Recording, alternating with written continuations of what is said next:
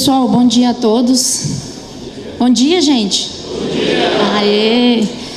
Pessoal, confesso aqui para vocês que é uma responsabilidade danada, né? Abrir aqui a primeira palestra. Não abri o evento, porque o Marcel já fez isso aí muito bem. Mas, então, vou tentar dar o máximo aqui para vocês. Contar um pouquinho aí das minhas experiências. Hoje nós vamos falar sobre Lean Market Validation, né? Vamos ao que interessa.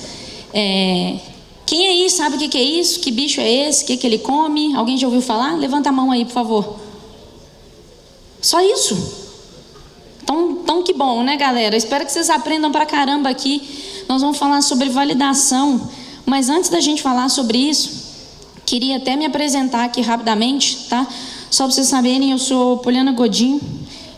Eu sou diretora de produto da Emotion Studios. Nós somos o maior startup studio do Brasil, tá? O que é isso? A gente brinca lá, a gente faz alusão a um estúdio de cinema, né? Um estúdio de cinema faz o quê? Filme, né, gente? Filme. Então, o estúdio de startup faz startups, né? Então, é isso que a gente faz lá. A gente brinca disso e eu vou te falar que é muito legal essa brincadeira. A gente já tem brincado disso há algum tempo, de criar negócios, então a gente foi desenvolvendo uma experiência aí ao longo de vários anos, né, desenvolvendo negócios em diversas áreas, cada negócio é diferente um do outro, né? Eu sou formada em publicidade, então quem aí está numa área, qualquer área que seja, né, trabalhar com produto hoje é muito desafiador e tem muito mais a ver com perfil do que formação técnica. Eu conheci a Ju aqui, quando eu cheguei aqui no evento. Ju, ela me falou assim, olha, eu sou formada em engenharia ambiental e estou querendo começar a trabalhar com produto. Gente, qualquer área pode trabalhar com produto hoje, né? Você vai se desenvolvendo, desenvolve o perfil. Eu trabalho com produto desde 2008 e desde 2008 não era a forma como eu faço hoje, é muito diferente da forma que eu fazia antigamente. A gente vai melhorando, vão aparecendo novas metodologias, novas formas de criar produto e a gente vai se desenvolvendo, né? Então, depois eu fui fazer um mestrado na área de tecnologia, inovação e empreendedorismo, e aí foi a área que eu me encontrei mesmo em startup, e aí comecei a desenvolver isso. Enquanto Startup Studio, eu tenho a oportunidade de cofundar negócios lá dentro, então isso é muito bom, né? Eu gosto muito disso, isso me desafia, cada projeto é um desafio novo, né? E além disso eu dou aula em graduação, pós-graduação, tanto nas áreas de marketing digital e empreendedorismo também, que a gente está sempre aprendendo, né? Na sala de aula, o professor ele também é aluno, né? O melhor professor é aquele que não para de aprender, e a gente aprende muito.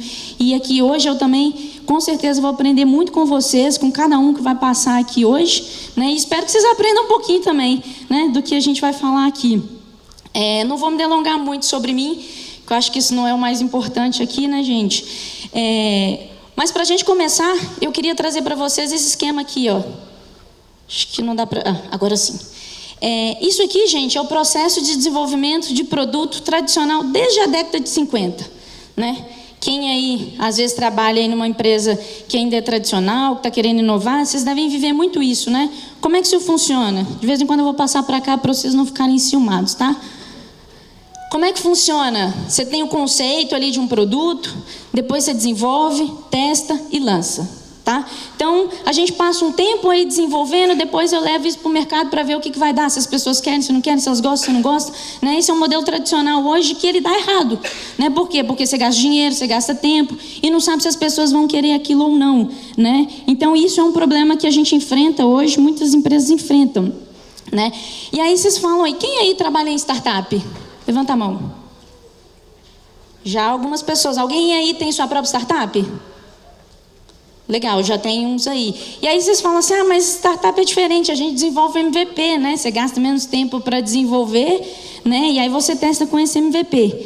Beleza, então vamos lá. Você já tem um MVP, quem aí já tem um MVP? É só lançar agora? Vocês levantaram a mão e pode levantar aí, quem já tem MVP?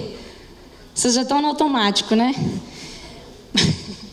Mas vamos lá, é só lançar, gente? Mais ou menos, tá? Mais ou menos porque eu estou vivendo aí muito nesse ambiente de startup, e é um mercado que está crescendo pra caramba e a gente tem que ficar de olho porque está trazendo novas formas de desenvolver produto, novas metodologias, né? Eu falo muito que a startup não é versão menor de uma empresa grande ou de uma empresa tradicional, tá? E é por isso que ela tem que trabalhar com recursos limitados.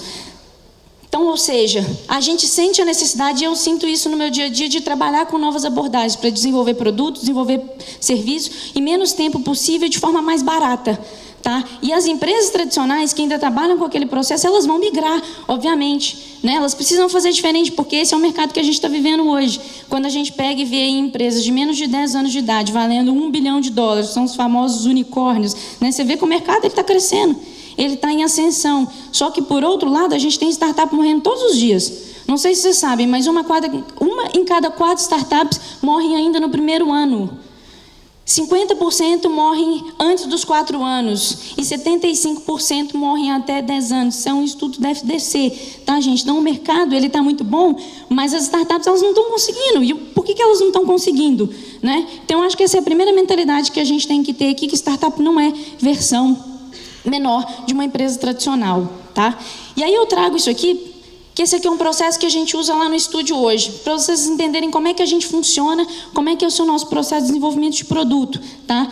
Ele está baseado no modelo do Steve Blank, que é o do Customer Development. Quem já ouviu falar aí? Legal, ótimo. Principalmente quem já trabalha com startup. Então, esse modelo, gente, é baseado aqui em interações onde eu descubro o meu cliente, valido o meu cliente, e aí depois eu construo a minha empresa. Né? Então, o nosso processo, ele foi desenvolvido em cima disso. Olha, a gente identifica oportunidade lá dentro. Então, uma vez que a gente é estúdio, a gente tem que ter uma capacidade muito grande ou de gerar ideias ali dentro, ou de captar ideias com empreendedores no mercado, tá? E aí, feito isso, a gente tem 2 etapas aqui de validação, né? São essas 2 aqui, e sempre interativo. O que é isso, né? O pivotar nada mais é do que você mudar a direção, obviamente, sem esquecer do aprendizado que você já gerou anteriormente, né? Então, se você está testando uma coisa e não está dando certo, você volta rápido e começa a testar de novo uma outra hipótese, tá? Então, a gente vai para a rua, valida o produto, valida o cliente, user experience mesmo, service design, para a gente ir conseguir validar e ver qual que é a dor daquela pessoa, qual que é aquele problema, né? Feito isso, gente, ter pessoas que gostam do seu produto, legal, mas as pessoas querem comprar o seu produto? Não sei, né? Então precisa de ter uma validação do mercado. Eu falo que ideia sem execução não vale nada, mas uma ideia mal validada vale menos ainda. E para mim a melhor validação é a validação de um usuário pagante, tá? Porque você sabe que o usuário ele tem apelo para comprar o seu produto, não só gosta do seu produto, né? Então a terceira etapa nossa aqui é de ir para o mercado, né? Com o MVP, fazer primeiras vendas e ver se as pessoas querem de fato pagar pelo seu produto, né? E aí isso a gente tem que fazer rápido e gastando o menos possível. E aí, gente, eu só tenho startup aqui, ó, na 4ª fase. Antes de chegar ali é tudo ideia, eu não tenho startup, só vira startup depois que eu já validei. E aí o que a gente faz, na verdade, tanto para o empreendedor que traz a ideia, tanto para o investidor que quer investir depois, reduzir os riscos que estão envolvidos no processo de criação de um novo negócio, né? Então é isso que a gente faz, a gente entrega para o investidor algo que já está validado, eu já tenho o produto validado, a solução, o cliente, o mercado, né? E aí depois a gente faz toda essa gestão do portfólio, tá? E aí, pessoal, por que a gente faz isso? Porque a gente precisa fazer melhor uso dos recursos, que muitas vezes eles são limitados, né? É dinheiro, tempo, pessoas, né? Então a gente não tem tanta gente lá assim. Hoje nós estamos com um pouco mais de 100 pessoas, mas entre todas as startups que a gente já tem 10 startups dentro de casa atualmente, né? Já criamos no total 18 negócios, mas o time que cria startups hoje eu devo ter 10, 15 pessoas no máximo, né? E outra coisa, gente, a gente faz isso também porque a vida é muito curta para a gente construir coisas que ninguém quer usar. E não é só querer, às vezes as pessoas não estão preparadas para comprar, né? Então não vão perder tempo, vão fazer algo que as pessoas querem. Uma coisa que a gente brinca muito lá dentro é assim: não faça as pessoas quererem coisas, façam coisas que as pessoas querem, né? Então o processo tradicional, você faz uma coisa, lança no mercado e vê se as pessoas vão querer, né? Agora o inverso as pessoas querem, então eu vou lançar, tá? Então isso é muito importante a gente ter em mente. E aí o que a gente busca lá através dessa validação Lean é exatamente isso aqui, ó, Product Market Fit. É o fit entre produto e mercado, que nada mais é isso aqui, gente. É fazer a sua proposta de valor alcançar o coração do seu cliente, né? Se alcança o coração, aí sim, agora eu quero usar, isso faz sentido para mim, eu estou disposto a pagar. Então, isso é muito importante, porque você reduz o risco, aumenta a proposta de valor e aumenta a probabilidade de sucesso do seu negócio, né? Então, isso é muito importante para a gente. E o que vem a ser esse Product Market Fit, né? Nada mais é do que a gente encontrar respostas para questões que são importantes. Você resolve um problema? Sim? Se não resolve, Se resolve, qual que é esse problema do cliente que você resolve? Você conhece o problema do seu cliente? Há mercado para esse problema que você está resolvendo? Quem são as pessoas que vão comprar pelo seu produto? E elas estão dispostas a pagar pelo seu produto? Então isso é importante, né? E por que as pessoas se importam com o seu produto, né? Se você faz algo que as pessoas não se importam, não tem importância nenhuma, né? Quem aqui já passou por isso aqui? É familiar para alguém aí? Para mim também é, viu, gente? Eu estou com a mão levantada porque para mim isso já aconteceu, então não tenho vergonha de levantar, não. Vou perguntar de novo, já aconteceu com alguém aqui? Ah, aumentou. Se eu perguntar de novo, eu acho que vai aumentar. Já aconteceu com alguém aqui? Diminuiu, vocês estão ficando com vergonha. Mas, gente, isso é muito sério, né? A gente tem uma ideia e fala assim, beleza, vai ser ótimo, agora é tudo muito fácil, principalmente se for um desenvolvedor, um programador, né? Nada contra, mas porque a gente tem o costume de achar que, beleza, desenvolvi ali, está pronto, né? Mas não é, então a gente tem todo um processo. E aí eu queria contar para vocês que esse cara aqui, o Steve Blank, que é o do Customer Development, que eu mostrei lá para vocês, ele fala que nenhum plano de negócio sobrevive ao primeiro contato com o cliente. Então, beleza, vai ser ótimo, mas na hora que você vai lá entregar para o seu cliente, ninguém quer comprar, né? Alguém já passou por isso aqui? Ninguém levantou a mão agora. Um levantou a mão lá. 2, 3, 4, 5, 6... 7, 8, está aumentando. Daqui a pouco todo mundo levanta a mão. Eu também já passei por isso, viu, gente? E lá no estúdio também.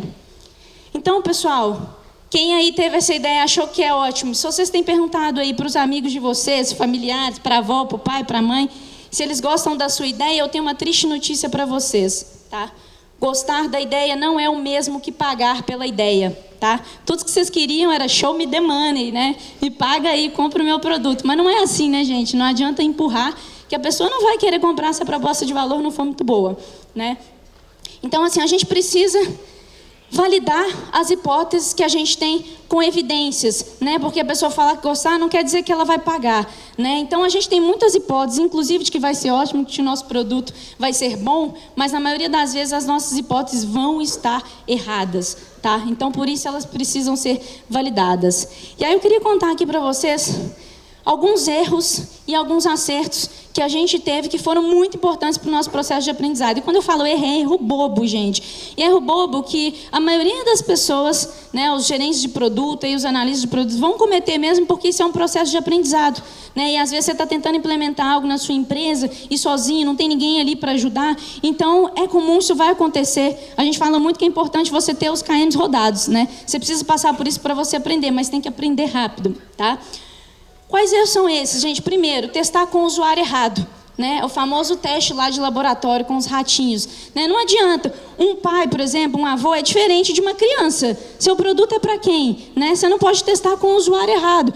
Pai e criança são todos mamíferos, se comportam de maneiras parecidas às vezes, mas eles pensam diferente, eles ouvem coisas diferentes, eles agem de forma diferente. Então não adianta você validar com uma mãe e achar que é o mesmo pensamento de uma criança, né? Apesar deles terem características em comum, são mamíferos, né? Então é importante a gente ter isso em mente. Outra coisa, gente. Back when pivots were still called fuck up. O que é isso, gente? Pivotar é muito bom e necessário, como eu falei, mudar a direção. Mas não dá para você mudar a direção depois que deu merda. Fiz um silêncio aí, hippie, né? Proposital. Então, assim, gente, tem hora que não dá mesmo. Você tem que saber a hora de você voltar e validar rápido, porque depois que o negócio já não tem jeito mais, não adianta, né? Não adianta. E aí a gente faz uma coisa lá que a gente chama de praticar o LX. O que é isso? É praticar desapego, tá? Quem aí for do LX, depois vocês me falam, isso foi legal, essa...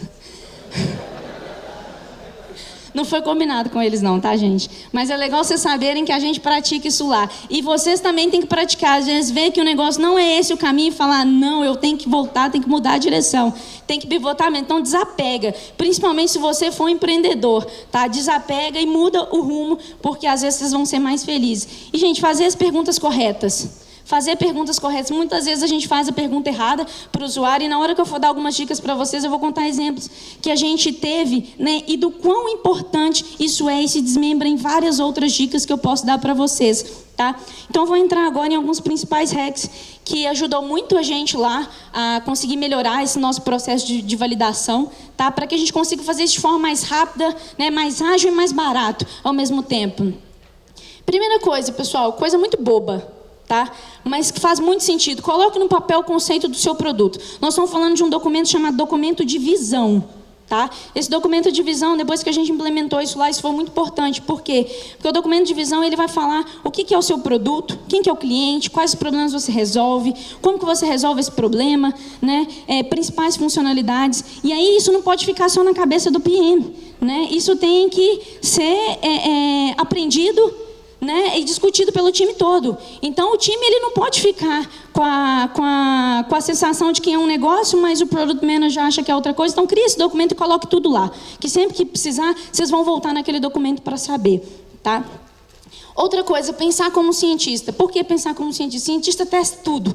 Né? Então, é baseado em experimento. E, como eu falei, a maioria das nossas hipóteses vão estar erradas. E a gente só vai saber se vai estar errado se a gente for para a rua, validar, conversar com as pessoas e entender se aquilo é viável ou não. Tá?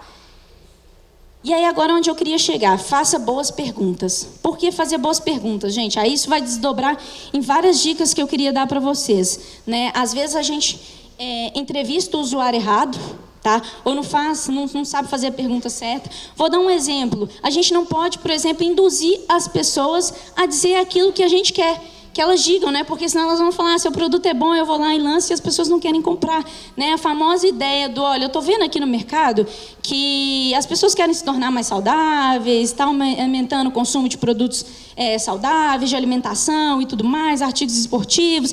Aí eu falo assim, gente, mês que vem eu estou querendo abrir um negócio de alimentação saudável, né? Quem aqui não quer ser saudável? Quem quer ser, levanta a mão. Aí acho que a maioria, né? Aí de repente eu pergunto para vocês, tá, mas vocês se lembram a última vez que vocês fizeram algo para ser saudável? Comeram algo saudável? Né? Levanta a mão aí, quem se lembra? Aí já é bem menos, né? Então, ou seja, eu fiz uma pergunta que eu estou induzindo vocês. Vou fazer um outro exemplo para vocês entenderem. Olha só, eu vou falar algumas palavras aqui e tudo que eu falar vocês vão repetir, tá? E aí na hora que eu terminar eu vou fazer uma pergunta aí todo mundo, viu gente? Todo mundo em caixa alta responde ao mesmo tempo a minha pergunta, ok? Então vamos lá. Branco.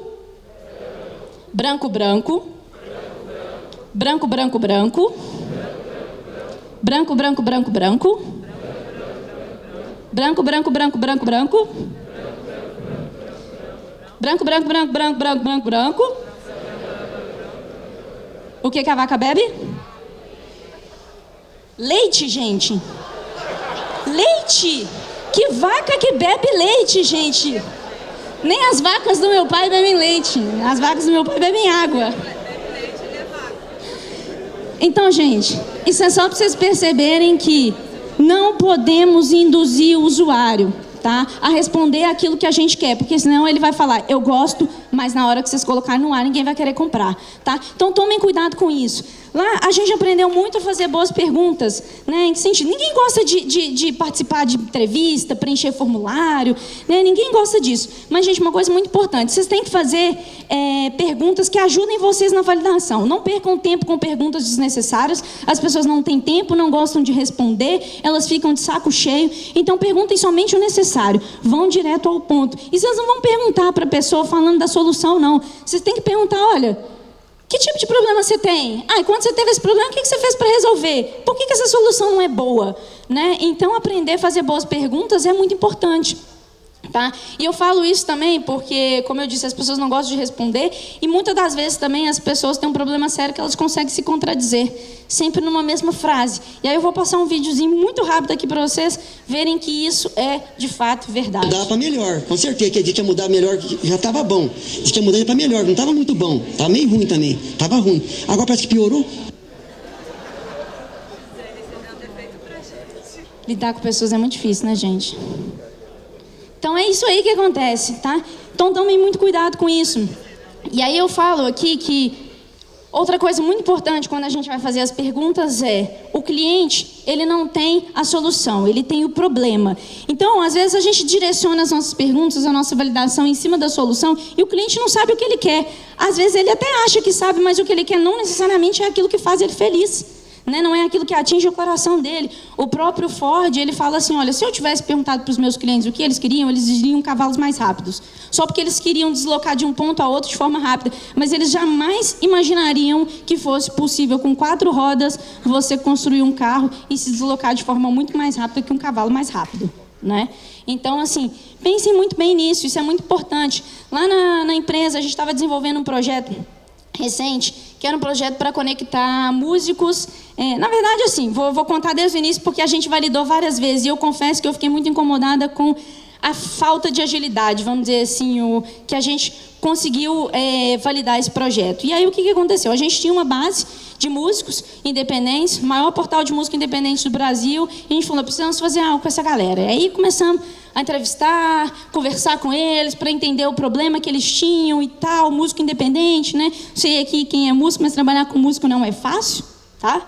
Precisa levantar a mão não, viu, gente? Toda vez que eu falo, alguém levanta aí, mas trabalhar com música é muito difícil. A gente começou a entrevistar e tal, desenhamos um produto hiper mega complexo. Na hora que a gente olhou para aquilo, falou assim, desculpa a expressão, mas puta que pariu, como é que eu valido isso agora, né? E aí, assim, foi difícil pra caramba. A gente falou assim, pô, vamos voltar pro usuário agora e entender qual que é o maior problema dele, porque a gente estava querendo resolver todos os problemas que o músico tem.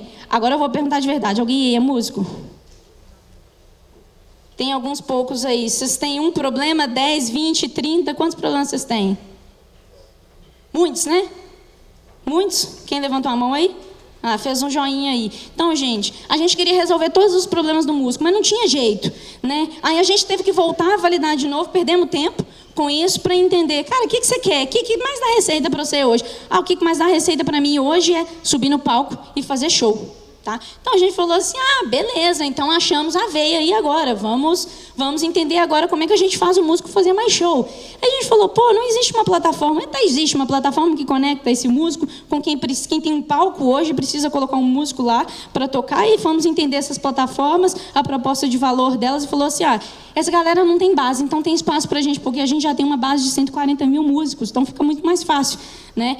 Aí a gente falou assim, pô, agora eu tenho que fazer um outro tipo de validação. Eu tenho que entender também com o cara lá na ponta que tem um espaço para oferecer para o músico para saber qual que é o problema dele. Aí o cara falou assim, pô, trabalhar com música é muito difícil. Aí a gente falou assim, caramba, né?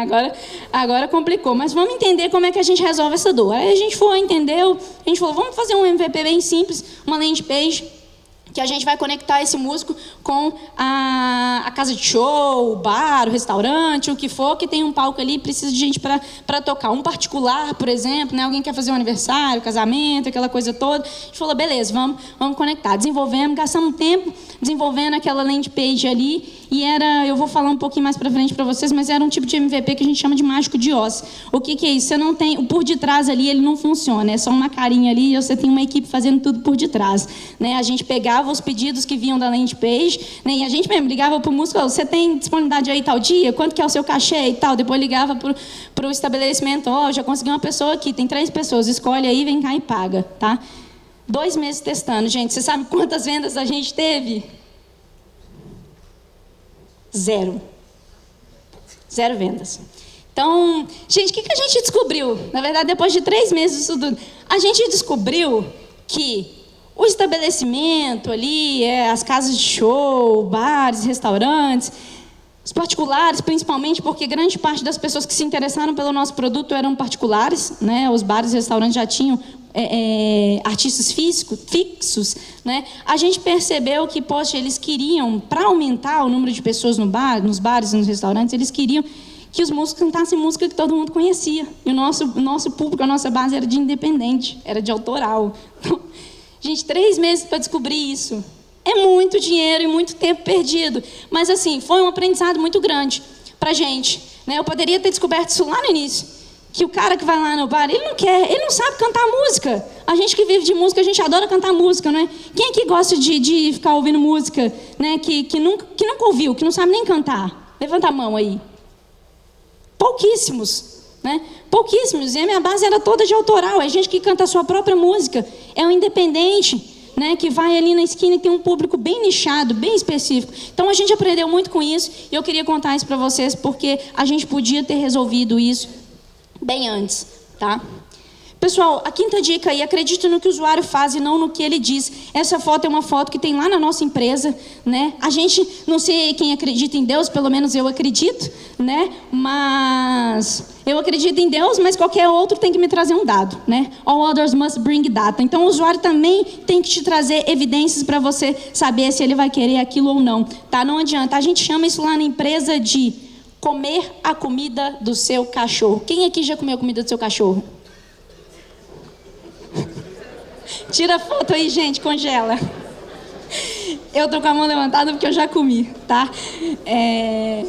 Mas quem não comeu aí também, provavelmente porque vocês nunca pensaram em desenvolver algo pro seu cachorro, né? Ou melhorar a comida do seu cachorro. Mas eu comi também não foi com esse objetivo, não, porque era criança curiosa, tá? Então, eu queria tocar nesse ponto porque isso tem muito a ver com imersão, com empatia, tá? É você imergir no ambiente que o seu usuário está para entender como é que ele vive aquele problema. Não dá, às vezes, para você querer validar num formulário de pesquisa e a pessoa não está vivendo aquele problema naquele momento. Quem conhece a Ideal, que é a fundadora do processo de Design Thinking, no vídeo deles, inclusive tem um vídeo muito legal no YouTube, quem quiser assista depois esse processo deles, eles contando como é que foi o processo de inovar em carrinhos de compra, né, em shopping carts, para um cliente deles, né? Agora, gente, imagina, eu sou uma empresa que quer inovar em carrinhos de compra. Se eu mandar um formulário para uma pessoa responder sentada na cadeira, em frente ao computador, ela não vai estar vivendo aquele momento. Então, assim, não vai ser uma validação ideal. Eu preciso ir lá no supermercado, ver os problemas que ela tem, quando ela se depara com aquela situação que a roda do carrinho agarra num monte de cabelo e ela tenta ir e não consegue caminhar, né? Então, eu preciso entender esse problema que eu não vou entender na frente do computador, né?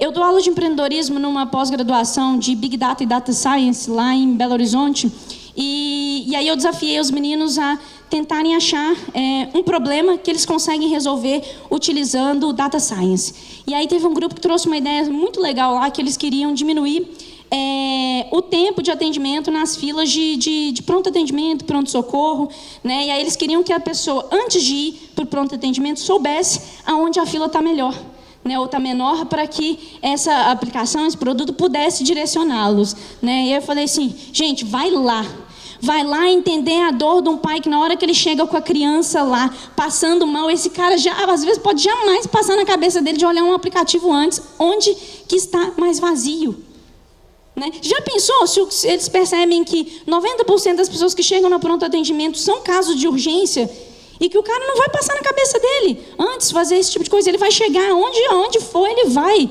né? O cara está desesperado. Então imagina, isso é capaz de invalidar o seu negócio. Então tem que tomar muito cuidado com isso. Tem que ir lá e ver a dor que o cara está sentindo, tem que fazer parte do ambiente dele, né? Então levem isso para vocês. A imersão com empatia, ela é muito importante, tá? E aí, pessoal, a sexta dica, gostar da ideia não é o mesmo que comprar o seu produto. Eu já falei isso aqui, né? Então, assim, eu quero que vocês levem e reforçar essa ideia, né? As pessoas não vão te dar o dinheiro se elas não acreditarem que o valor do seu produto é melhor do que o que elas têm hoje para resolver o seu problema, né? E, inclusive, existe uma métrica muito legal em produto, que é o Customer Perceived Value, né? Que é o valor percebido pelo usuário. Essa é uma métrica muito legal, depois quem quiser procurar em referência na internet de como calcular, né? O valor percebido pelo seu produto tem que ser muito melhor do que aquilo que o seu usuário usa hoje para resolver, para que ele esteja disposto a trocar a solução pela sua solução, tá? E aí, pessoal, vamos parar de falar e começar a fazer, né? Que é a dica 7. A dica 7 é fazer teste. Como é que a gente faz teste, né? Primeiro passo aí, pode ser o MVP? Pode ser o MVP, né? A gente pode validar na rua, fazendo experimentos, pesquisas, vai até o ambiente do usuário, mas eu queria trazer algumas dicas importantes que é do MVP, né? Só que aí, gente, aí que está o pulo do gato. Não se enganem também, porque MVPs podem sair muito caro. Então, nós, enquanto Product Managers, analistas de produtos, o que for, nós temos que ser criativos para pensar num MVP que não dependa do seu time de desenvolvimento. Porque isso, muitas vezes, vai tornar o negócio caro. Caro e moroso, né? Então, olha só. Aqui nessa parte de cima, eu coloquei os recursos que estão envolvidos nessa primeira etapa de descoberta do produto. Então, você tem aqui o Product Management, tem o Product Designer e o Business Owner ou Product Owner, né, o que for. E aí, quando você está na etapa da execução, né, esse Business Owner aqui, ele é substituído pelo time de desenvolvimento, tá? E aí, assim, aqui em cima nós temos o custo de tempo, tá? Que é o tempo que você demora aí para poder fazer a descoberta desse produto, a descoberta do problema, né, da solução. E embaixo você tem um custo de desenvolvimento, que obviamente ele é muito maior. Por quê? Porque é um momento aqui que o seu time de desenvolvimento ele está ocupado desenvolvendo o seu MVP, tá? Então, quando a gente fala de MVP, né, todo mundo aqui conhece o conceito de MVP? Ninguém?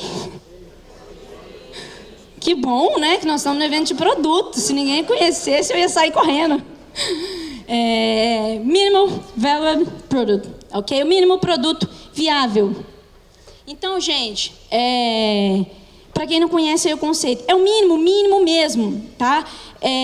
Então, por isso que eu falo que não pode ser qualquer produto, porque olha só, quando a gente chega nessa timeline aqui de desenvolvimento de MVP, né? E aí, para quem trabalha com metodologias ágeis, vocês devem viver muito isso aqui, né? Eu tenho um conceito, design aqui desse MVP, eu divido isso aqui em stories, para quem trabalha com Scrum, vou estimar aqui o tempo de desenvolvimento, e aí começo as minhas interações de desenvolvimento, né? Através do sprint. E aí, você vem cá e valida, né? Quando a gente está falando de Lean Validation, esse processo é um pouco diferente. Aqui é o momento em que você valida antes do desenvolvimento, tá? Que é diferente do que a gente estava falando lá no início, né? Da inversão que a gente faz, mas você nem está validando aqui, tá? Então é isso que a gente, enquanto ambiente de startup hoje vive, que a gente precisa trazer isso para os negócios mais tradicionais, para que eles sobrevivam, né? Para que eles consigam aí se manter no mercado. E aí, qual que é essa relação aqui, né, entre essa etapa do discovery e do delivery, né, que eu estava falando para vocês? Gente, não que vocês não possam desenvolver, obviamente, né? Mas essa etapa aqui, quando a gente fala de linha, ela acontece o seguinte aqui, né? Você vai construir aqui, pensar no seu negócio, validar, e aí você vai ver, olha, validei aqui, vale a pena construir, vale a pena desenvolver algo? E aí, se valer, gente, você quebra isso aqui em sprints pequenas, tá? Validou isso aqui? Se não validou, vocês vão voltar. Esse é um processo aqui iterativo. Você não sai dessa etapa, né? Mas se validou, agora eu passo para a próxima. Agora eu vou validar outra hipótese. E aí, vale a pena desenvolver? Vale. Agora eu desenvolvo, né? Então, esse é o processo Lean, ágil, mais barato e baseado em validação o tempo todo, tá? Então, assim, é isso que eu estou falando. Ó. Em essência, aquilo que eu mostrei para vocês funciona da seguinte forma. Tem uma hipótese aqui, vou lá, construo para validar ela. Eu vou tentar alguma coisa, qualquer coisa, né? Pega a sua primeira hipótese ali, valida, entende, aí eu vou mensurar. Deu certo? Não deu certo, então eu volto. Deu certo? Beleza, legal. Agora, se não der certo, gente, o que eu aprendi com isso aqui, né? Então, quais dados que eu tenho aqui para entender se foi bom ou não, em que medida que foi, eu aprendo e agora começo a testar de novo. Vou tentar outra coisa, vou validar outra hipótese. Então, gente, do momento que você tem uma ideia e que você acha que vai ser ótimo, até você lançar o seu produto e as pessoas começarem a pagar por ele, existe um processo aí todo importante que precisa ser rápido e barato, tá? Para que vocês consigam sair na frente.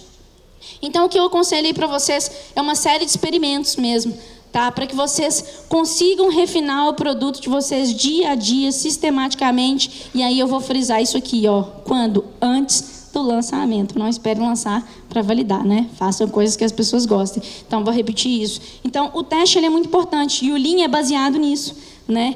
E aí, gente, sem esquecer, fail fast and cheap. Falha rápido e barato. Tá? Eu sei que nem todas as empresas hoje têm essa cultura do erro, essa cultura da falha, mas isso é muito importante. É clichê, mas é importante.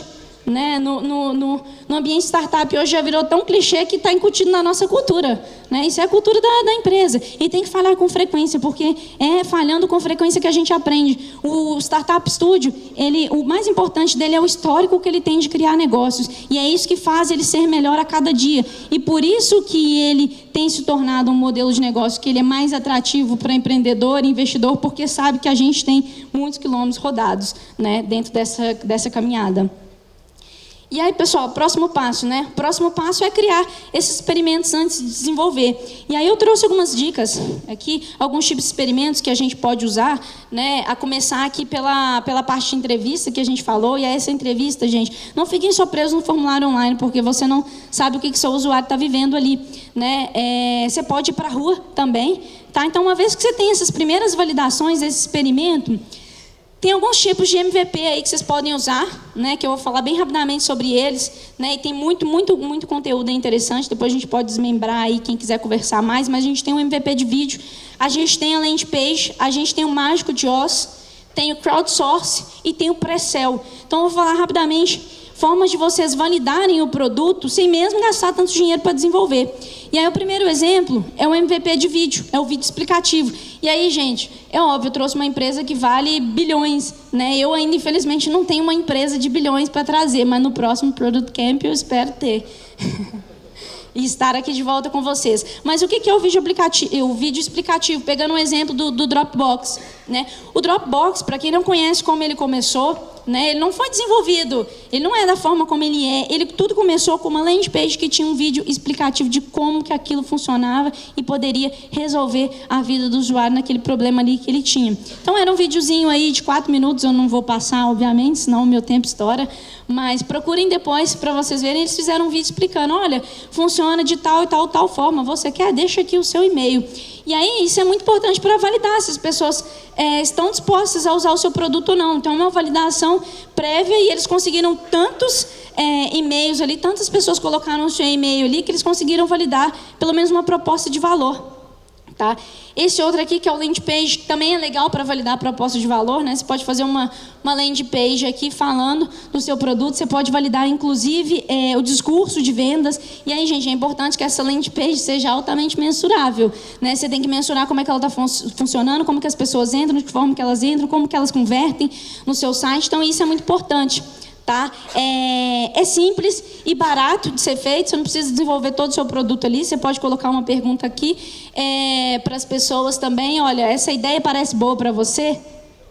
Né? E ver como é que as pessoas vão responder isso aí. E aí vocês conseguem fazer isso de forma muito barata. E aí mais para frente eu vou mostrar para vocês alguns exemplos de ferramentas que vocês podem usar para fazer isso. E o exemplo das apps, que é muito famoso também, que é o do Mágico de Oz, semelhante ao que a gente fez com esse projeto lá que eu contei para vocês, né? Essa aqui é uma loja que vende sapatos, ainda é uma loja...